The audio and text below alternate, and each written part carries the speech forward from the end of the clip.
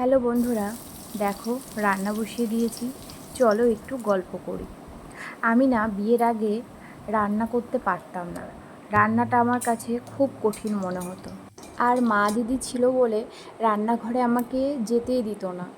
তাই বলতে পারো বিয়ের আগে আমি কিছুই পারতাম না। টুকটাক আলু ভাজা, ডিম ভাজা এরকম টাইপের জিনিসগুলো করতে পারতাম।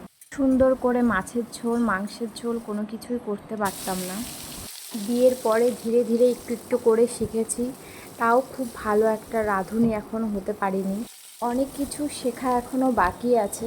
শেখার তো শেষ নেই বলো, আর শেখার বয়সও হয় না। আমরা সারা জীবন কিছু না কিছু এরকম শিখতেই থাকবো।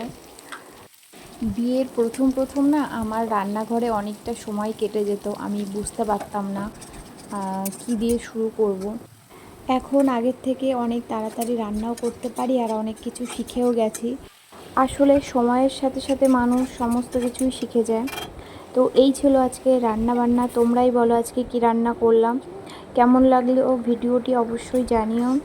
সবাই ভালো থেকো, সুস্থ থেকো, টাটা।